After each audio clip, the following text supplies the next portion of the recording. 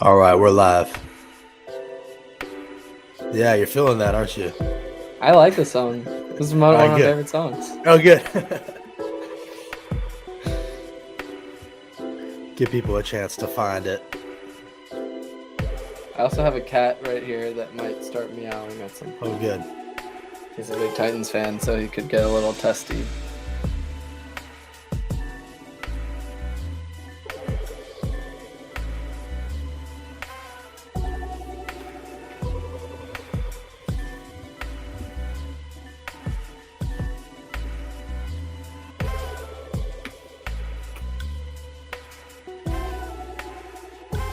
Oh,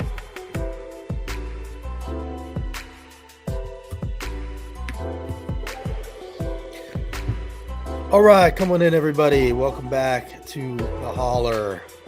Justin Canoe with the Tennessee Holler here. Oops, that didn't fade out quite as casually as I would have liked. Welcome back to the Holler, Tennessee Holler. TNHoller.com is where you can find us at the TN Holler on Twitter and Facebook. We also have all of these other hollers all across the state. Thanks to your support. Really do appreciate that. So chip in if you can. It goes a long way. Also want to shout out Elisa Parker for supporting us. If you're buying or selling a house in Middle Tennessee, do it through her. That's a way to support us. And then if you need a lawyer, which some of you might, use Abby Rubenfeld. She is also a big supporter of ours. Also want to say thank you to the SEIU for supporting Hollerfest, which we had a few weeks back. I haven't been on here since then. That went great. Thanks to everybody who turned out for that. Really had a great time. Thanks to everybody who came to speak. And it felt like a really nice moment for everybody here, kind of as we get ready for these wild midterms. Today, we're going to talk about something that is on a lot of people's mind with a guy that's really smart. If you're not following him, you should be. It's Eli Motycka at EJ Motycka on Twitter. He writes for the Nashville Scene, also for the Lookout sometimes. And, you know, pretty smart guy, insightful, covered the Mason stuff.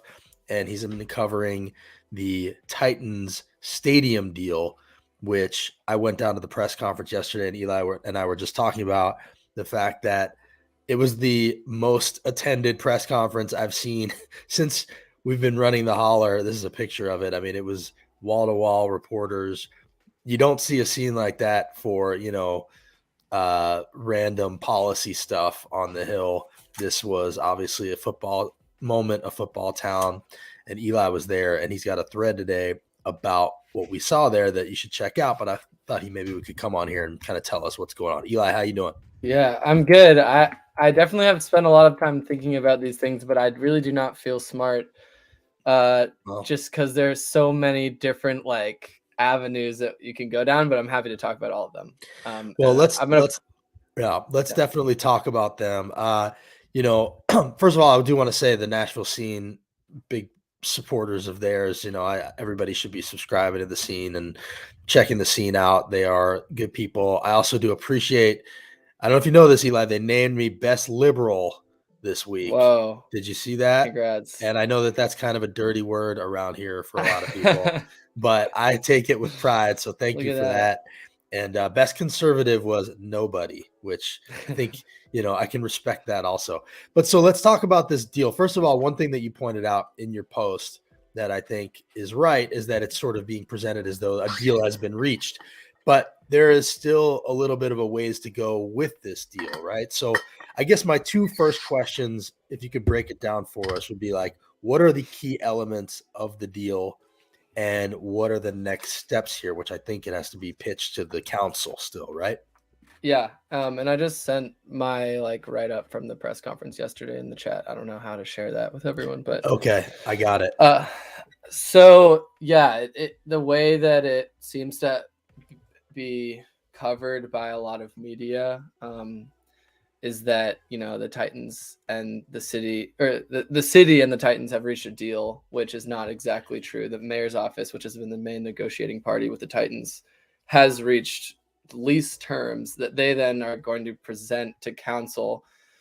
That council will then be able to discuss and debate and approve, maybe. but definitely scrutinized. And there's a whole committee set up by the vice mayor called the East Bank Stadium Committee. And I just saw a tweet from Bob Mendez, who chairs that. And that was specifically set up to try to create more, kind of do these hearings and create more discussion and generate more information around the East Bank project and the Titans Stadium, which is on the East Bank. And it's like 330 acres right across the river from Broadway. And they're related, and I'm happy to talk more about that, the stadium and the East Bank. But it's just like a huge, basically what the mayor's office seems to have been focusing on for the past couple years, both the East Bank and the stadium, and what the city will be putting a ton of money and time and people power behind for the next 5 or 6 or 7 years. Right. So there are a few pieces of the deal, right? One of the pieces is something like $500 million from the state in the form of bonds. Then there's a tax raise on tourists and hotel stays. Yeah. Then there's the city is putting some in from a fund that kind of couldn't go towards anything else. Yeah. Yeah. And So, go sorry, ahead. I didn't Yeah. answer your second question, Yeah. which is what you're asking now, which is that the major difference in like the major shape of this deal is that it's shifting we're on the hook right now because of a lease that was signed in 1996 when then Mayor Phil Bredesen really wanted the Titans to come here. So he signed this lease, and that lease is still our contract with the Titans, and it puts us on the hook to provide a stadium in first class condition. So that's what everyone's arguing about right now is how much do we owe in order to keep Nissan Stadium, the current stadium, up to first class condition. They were right. Where the narrative has gone is that we owe so much, we would have to pay so much. It's cheaper to just go for a new stadium, and the Right. state So that's their pitch. Is that true as far as you know? It is dependent on there's a lot of question marks. The mayor is saying that it's true.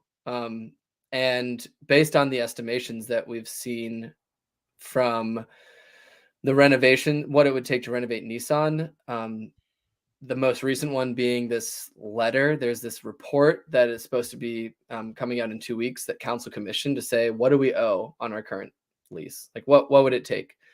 But the mayor contacted Venue Solutions Group, which is a Brentwood consulting firm, to get that number faster 2 weeks before that report was set to be due. This is the question that I asked yesterday. I was like, why not just wait for this report so we know what we owe on the old stadium so we can then compare it to what it would cost to build a new stadium.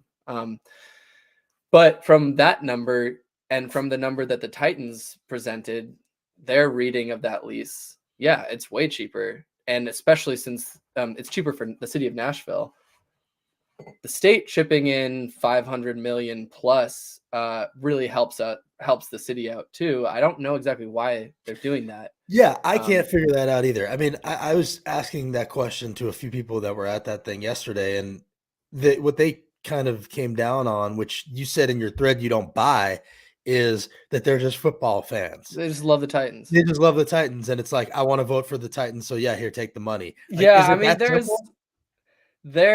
It might be there. I know that the NFL had lobbyists because you can see the registered lobbyists. I know that the Titans had lobbyists, and ultimately this is a huge business deal for the NFL, which is a multi-billion-dollar business, and the Titans, which is one of the 32 subsidiaries of the NFL. And the NFL signed. Last year they signed a bunch of like television rights. So it was like $100 million or $100 billion in television rights. So they're a very profitable business. They helped build SoFi Stadium in LA by helping, lend money to, it was all privately funded, and they helped kind of facilitate that. So they want to come in and they want to make sure that, the state chips in, the city chips in as much as possible. And I think that lobbying worked, obviously. Right. That the state is pretty awash in cash, from the way I understand it. Yeah. The thing that I've noticed is that the resistance to this idea is pretty bipartisan. Like, it isn't partisan lines. when the vote happened to approve that $500 million, Terry Lynn Weaver stood up and opposed it. She's a Republican. But she opposed it because like athletes kneel. It wasn't for the right reasons. Jerry Woke Sexton, NFL. right? Woke NFL. Jerry Sexton did the same thing. But there are sort of progressives and kind of libertarian types who agree that stadiums are a boondoggle, and if we're going to spend money on this, we should be spending money on other things. This is our friend Afton Bain, said she's livid about the deal. And then Americans for Prosperity Tennessee, which is, Koch brothers, said we agree. So when you have Afton Bain and the Koch brothers coming together and saying we agree this is a bad deal, like, it's hard not to notice that, and generally speaking, I understand what they're saying. Yeah. It is a bad. I mean, it's like settled economics.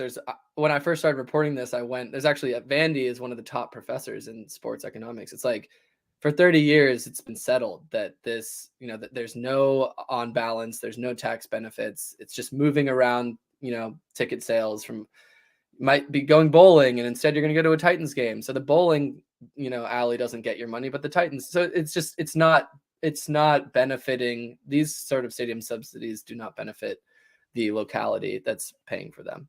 And is it true that this is not money that could go anywhere else? Like that, whose pocket is this ultimately going into?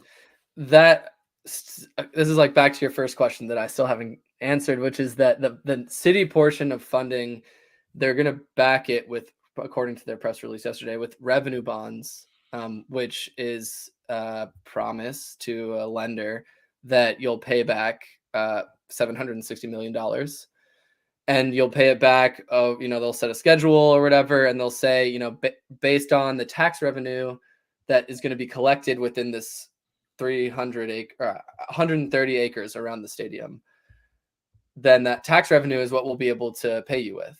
So they're backing the debt for the stadium with sales taxes, some of which would be the state's portion of the sales tax, some of which would be the local portion of the sales tax. So yeah, and if there weren't a stadium and that money was still changing hands, that money would go right to the Metro General Fund or right to, the state tax collecting. So that money could be spent, but the argument is that, well, it's the stadium that's causing people to come there and spend the money. It's, if we're building up this East Bank neighborhood, if they're going to a bar before the game or they're going to a restaurant after the game and they're paying sales taxes, it's like they're connected. So it's going to pay for itself is the line from a lot of these legislators. Right. And that's what he said. And, because clearly watching Mayor Cooper make the presentation yesterday of the New Deal, like he knew what the criticisms were. And he kind of went point by point and tried to get in front of them. And I thought he did a pretty good job of doing that.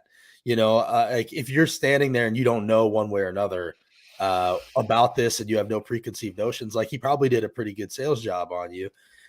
Now I think the question is, how true are these things if you like follow them to their logical conclusions? Well, and so, I was hoping maybe we could just kind of walk through what he said here a little bit and, maybe stop and talk about it. But yeah, what were you going to say? And I just think it's important to note that on the other alternative is we're stuck on this lease with Nissan Stadium. That's important. And there is a hardball situation that the mayor could have pursued, which would have involved us saying, fuck you, pay for your own stadium. First class condition means that you can play in it, and we're going to pay the absolute minimum. That's like the hardball negotiator type. And that's the brand that John Cooper came into office with after. So first class condition is what it says in the agreement. And then the question would be, what does that mean? The question would be, we'll get our lawyers, you get your lawyers, and we're going to argue over what we owe until the cows come home. And we're going to take it to court, and we're going to try to knock it down as much as humanly possible. That would be the hardball situation. That would be, save the taxpayers as much money as possible. You'd rack up some legal fees. Well, Metro has lawyers to do this, but that would be the situation where you're really trying to drive down what that interpretable phrase is in the lease, first class condition phrase. Gotcha. But this is like, okay, we're trying to treat the Titans as a partner and also sell that there's some benefit here. So here was Mayor Cooper yesterday. We've agreed to terms on a new stadium using funds that cannot be spent elsewhere. on our core priorities. Okay, so cannot be spent elsewhere. Let's say you were like a rating system, like if you were like a Moody's rating system, and you were going to rate this like true, false, mostly true, mostly false. Where would you put that on? I Cannot would be say spent elsewhere. mostly false. There Okay. are some $500 million from the state can truly not be spent elsewhere. Like that's money that's contingent on building not a stadium, a domed stadium. Like this has been set up for 9 months since last legislative session. That Right. money So is that money cannot be spent elsewhere. no 500 million. I'm pretty sure it's the same with the sales But- tax revenue. Okay. It's just an interpretable phrase. I would say mostly falls to maybe like medium. So why do you The say way it's that false it's then? phrased. If the state money can't be spent elsewhere, and the Because sales tax tax, revenue would otherwise be going to the normal government bodies that collect it to pay for whatever it is that governments need to pay for with schools or roads or whatever. And from now, if this deal happens from now until 2027, 20 into the 2030s, I'm not sure how the bonds are set up. That money is all going to be going to pay for stadium debt. okay. So yeah, and otherwise, if I go to the Tiger Mart on East Bank, which is like the only business there, then that money goes to the city, or some goes to the city, some goes to the state. Once the stadium is there and all that funding is set up, it's going to be going to pay for the stadium debt. Okay, so we got a mostly false there. Let's keep going. Like education and community safety. By state law, the funds in this new stadium lease are not available for other city purposes. Okay, he keeps hammering that. Like that, he's very careful to say we cannot spend this on other purposes. And what you're saying is that's sort of true and sort of not true, and it kind of depends how you look at it, right? Yeah, and this is what has confused me. This is what has confused me from the beginning about the mayor's communications around this deal, and what confused me yesterday is that I don't know why they're not just acknowledging that this is a shitty situation set up by a mayor 25 years ago who had no idea how expensive football stadiums were going to get, and now he has to deal with it. Now, Cooper is the one who has to deal with it 30 years after 1996. Which is kind That's of the situation. He's trying to make it seem like a win-win.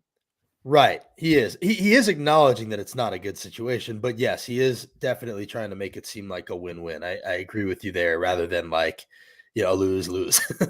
Yeah. Which is sort of understandable. All right, let's keep going.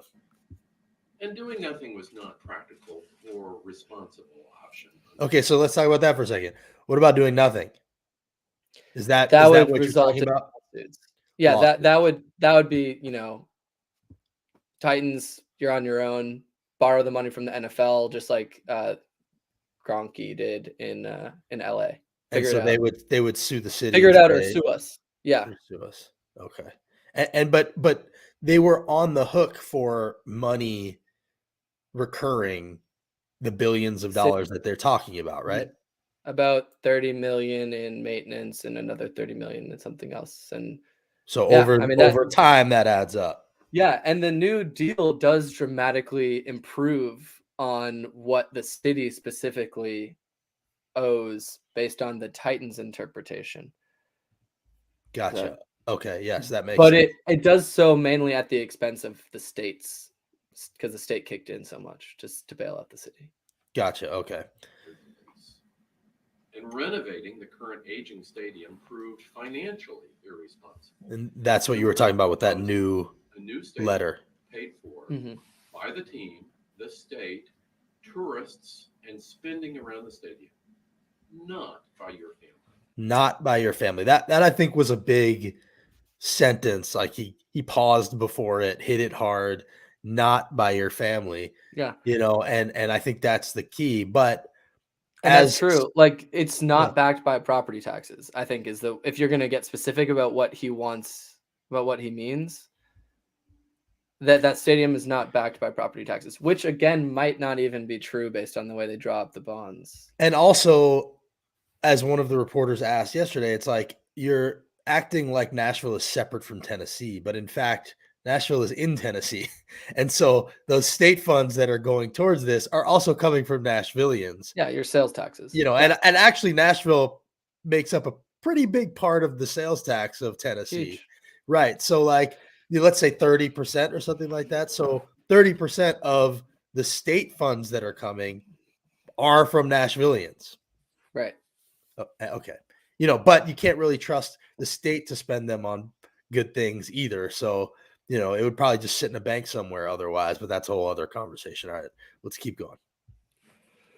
Now, using this financial strategy, we're getting a much better stadium and a much better deal. Great thing for Nashville are the other things that will come from the East Bank plan. So this is when he starts going in, and I'd love your take on this too, but he starts talking about what else is going to come from that area, how that area is going to be used better. It's going to create transportation, revitalize the East Bank. Let's hear him talk about it, and then I'd love to know what you think, because I know you've done some thinking about this. Yeah. The ability to have both sites and revenue to support affordable housing, the ability to have a world-class park system going from the dome down to the river, the ability to activate the river with greenways and parks, the ability to have cultural and educational sites. Okay, so he lists off a number of things here. Yes, Davidson County, not just the city. Thank you, Gapper. He lists off a number of things here that are going to come from this deal, like parks, transportation.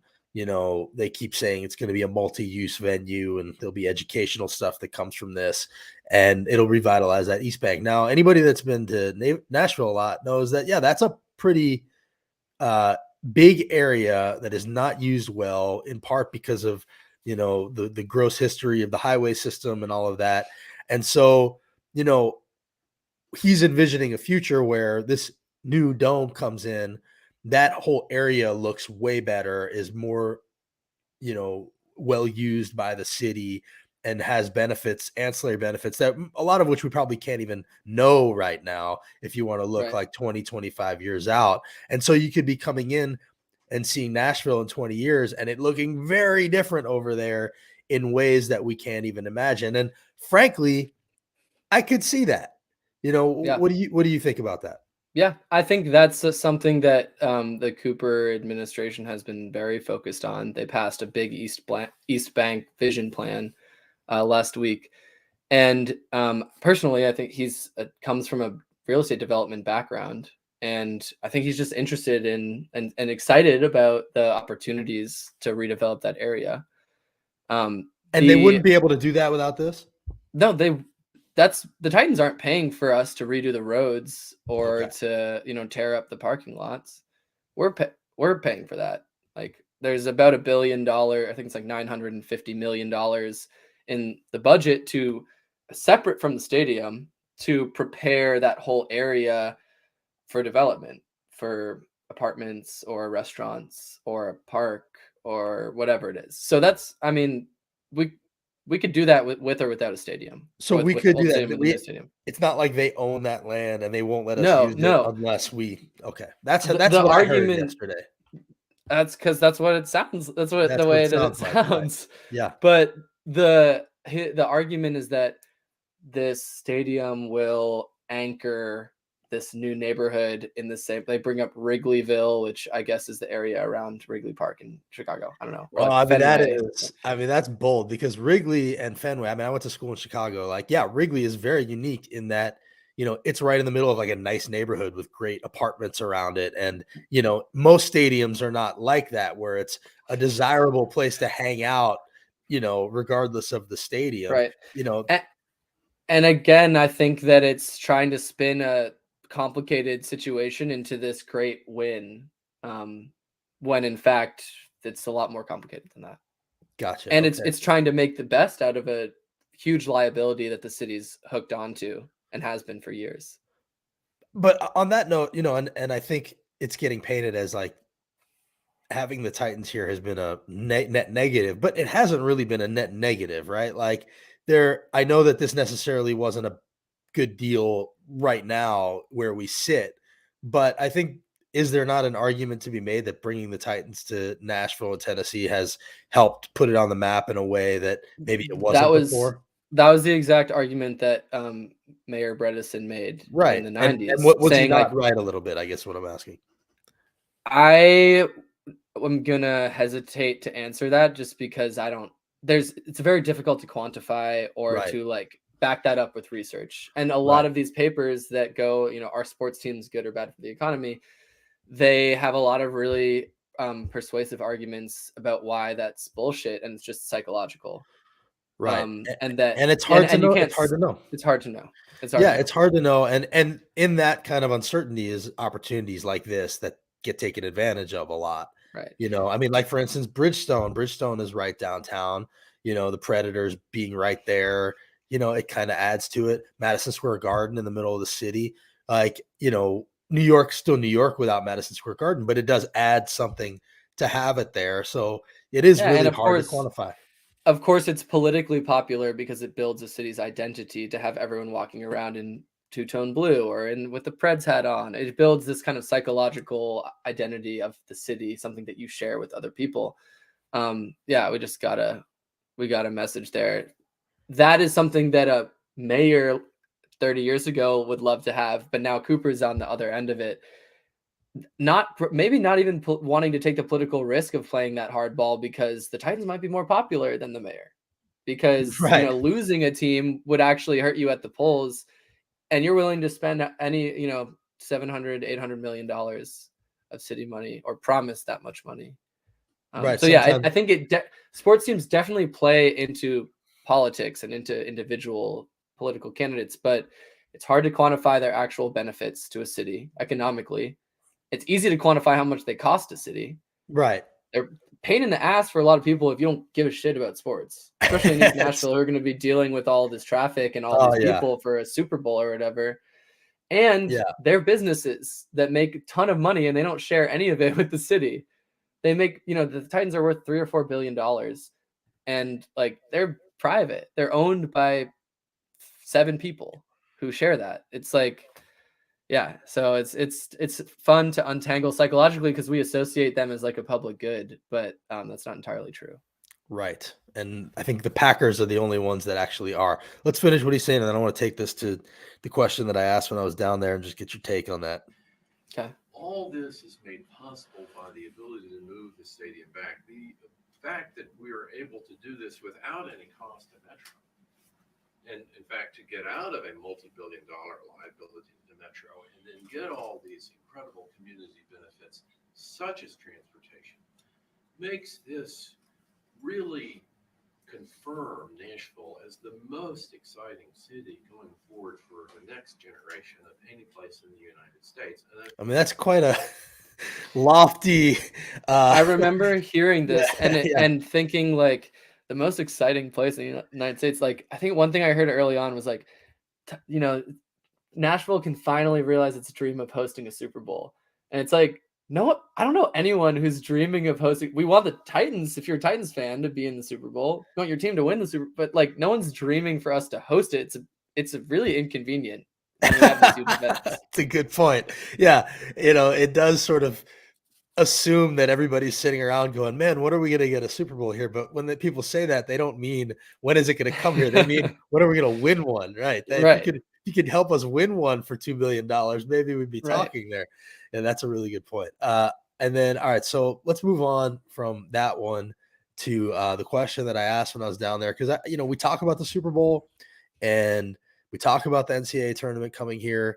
And, I just can't help but sit around thinking like, if the NFL decided to bring the Super Bowl to a state that doesn't let women decide what they can do with their own bodies, that has no exceptions to the abortion ban, that forces rape teenagers to carry to term, and may soon ban gay marriage as soon as they get the chance to, which they absolutely will if Obergefell gets overturned, and they won't stop. Like, isn't there an argument that maybe the extreme policies of the state government are going to cost us the very things that make this deal seem like it makes sense? I think that is a very important thing to keep in mind when we talk about a business a corporation that's going to relocate here and has to worry about its workforce, especially one like that's in the tech economy that's relying on highly educated, highly skilled software engineers. But when we're talking about a sports team, I mean, I don't know how many people the building of the World Cup facilities in the Middle East were just like human rights and like labor hell. Like if as long as you can come here and party here and then leave, I don't think it's going to matter for a Super Bowl, Final Four, a concert, any of those things. So it's wishful thinking that actually plays a part in anybody's mind. I think it does play a part. It's going to be more relevant, and that might be some leverage when we're talking about corporate relocations like Oracle and Amazon and Alliance Bernstein. With the NFL and with sports, it's like you're just, as long as we can party here, it doesn't matter. Right. I think you're probably right about that. It's sad, but I think it's true. And I think that is also, though, a good point that we are going to need to be, people are going to just, if you think tourism is bad now, this is going to hook our wagon to tourism, like financially. Like the financial health of the city is going to be tied to getting more people here, spending more money, more time, more weekends a year. Everything is just going to be ramped up to a new level when we start vying for the World Cup and the Final Four and these concerts and whatever. Right. And they already kind of are doing that on some level. You know, I guess the reason that I just feel like it's worth posing that question is because there are so few moments of leverage when it comes to trying to rein in the extremism that's going on at the state capitol, which I can't stress enough how out of control it is. I don't think, people realize what's coming in January. It's going to be really, really ugly. Gay people are going to be under attack, trans people, women's rights. They're going to try to arm teachers. We've got 20 new very right-wing Republicans coming in, replacing some of the ones that were there that, were maybe on the less extreme side. I don't think people realize how far this is going to go until someone stops it. And the only people that are in any position to stop it, as you were just saying, are the big companies and corporations that are planning on doing big things in Tennessee and in our state. And I don't know if they realize that they are really the only hope here, or if they even care. Like you're saying, the NFL may not care. Amazon, Oracle is certainly doesn't care. So, but it's just, I bring it up because I don't even know if they're realizing, that they are kind of the only hope when it comes to this stuff. Yeah, I think, it is a disaster. I think that unfortunately you would hope that, understanding individuals' humanity is the reason why, the far right state legislature might back off of some of its agenda, but it might be until it hurts the bottom line of the state, until, you might have factions within the GOP, maybe from the governor's office, trying to curb some of those ideologues on the farther ends of the party from advancing some of those things, because Oracle comes to the city and says, we can't get anyone to move here. Or Amazon says, we can't get anyone to move here. We can't fill our offices, because no one wants to raise their family in the state, in this environment where it's illegal, or you're endangering yourself personally, or your family. And maybe that will be the backstop, and that's really, really sad that that's the world that we live in. But that money, I think, will be persuasive, hopefully for enough of the Republican Party to curb some of those things, if that's the situation that unfolds. Well, and I think it's important to, point that out. And, it is a question of how far are we going to let these things go? And, the thing that I would hope that we can get out there is that when people do make those decisions, and when conventions decide not to come here, and when companies have those issues with choosing Tennessee, choosing Nashville, be public about that decision. Don't just quietly scratch Tennessee off a list and not tell anybody. Be public about saying, we are not coming here for this reason. And that will help states like ours and cities like this fight the fight here, because those are the headlines we need to start seeing. And I actually know of a convention that has been here for 5 years that is leaving. And I'm waiting to get a statement from them so that we can be public about why they're leaving. But they are leaving for this reason, because we are a forced birth state, and that does not treat women as equal. And they can't, in good conscience, hold their convention here anymore. They were born here. They've been here 5 years. They're leaving. So they have that right. I mean, that's market dynamics. Like, right. That's the market. They can do that, and it hurts the state's economy.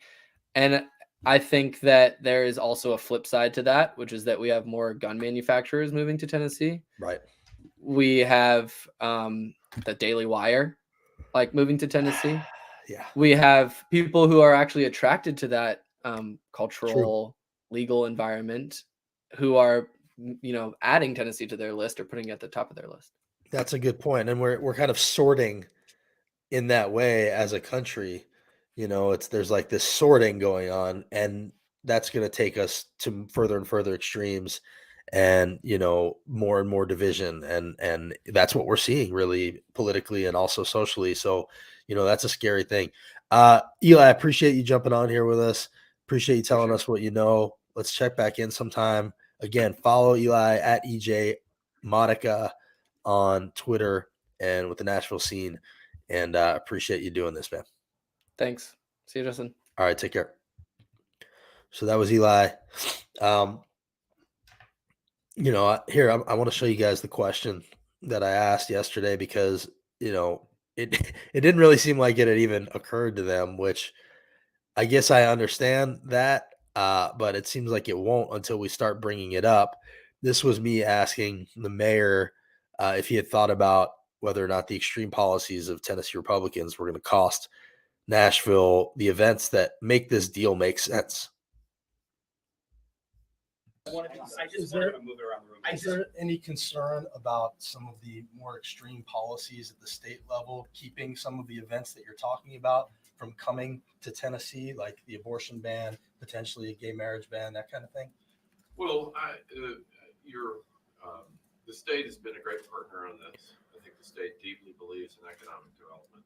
The state believes that he didn't really get what I was asking at first. Fundamental to the economic development and image of Tennessee going forward, and I think it decisively was passed by the legislature, and I don't see any reason why they would not stand by their decision. I'm more talking about the leagues not wanting to bring their events here. Is there any concern about that? Has there been any discussion about that?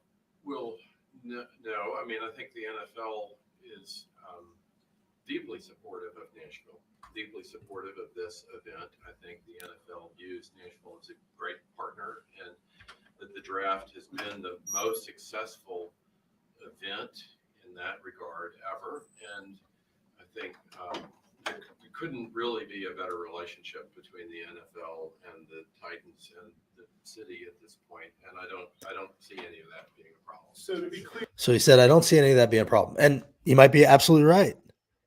It might not be a problem, but it feels like we need to start maybe making it a problem or bringing it up so that they realize that there is a world where they build this stadium and the NFL starts looking at sites to bring the Super Bowl. The NCAA looks at sites to bring their Final Four. And we're in a position where we're one of the most extreme states when it comes to women's rights, gay rights, all kinds of things. And it'd be a PR nightmare for them to bring their events and reward a state like ours with events like those. So, maybe they don't think it'll be a problem. Maybe they're right. Maybe it won't be. But it's hard to imagine that if things keep going the way they're going, that it doesn't start to become an issue for them and for the Titans and for the state. And again, I just want to reiterate, like, the Titans, Amazon, big companies that care about, their image and, that rely on people who care about people as customers. They are the pressure points. They are the only ones that these legislators will listen to because they fill their coffers and they can primary them and donate to PAC. So, sometimes you got to find the pressure points, and this stadium might end up being one of them. And maybe we look back in 4 years when the stadium gets built and laugh at me for being naive and even asking that question. Or maybe he's the naive one and it will be a problem. But I at least wanted to ask the question and go down there and do that. And, I hope if anybody's listening that's involved with the Titans and with the deal with the mayor's office, you think about, how can we get creative about ways of pressuring state legislators to stop attacking people and focus more on helping people, because you're in positions to do that regular people kind of aren't. And, this is only going to get worse and quickly. Gapper asked where I've been. Few weeks there, I was just getting Hollerfest ready, and that kind of took all my time. And then after that, took a vacation, went down to Florida, and spent some time with the family. So now I'm back. We'll have more people coming on to talk about these issues as we work up to the midterms, as we work up to another legislative session that I think is going to be by far the most extreme that we've seen. And, obviously we'll keep covering it and try to shine a light on whatever we can. Gapper says, I could care less about more companies moving here. 95% are not actual Tennesseans. They just import more people in, driving up home prices. All true. Yes, Hollerfest. Hollerfest was at Exit Inn in Nashville. We had it last week. We posted highlights of it. I think it's pinned on our profile page. If it's not, just search for Hollerfest highlights. A lot of great people came and spoke, and it was a really good time. I think you actually might have said that you were maybe going to come, Gapper, if I recall. I think you said you might have to come check that out. So, and you didn't. So that's on you, buddy. But yeah, it was a great time. We'll be doing that every year. And check out the highlights. Thanks to everybody who came. Appreciate you guys watching. We'll see you next time.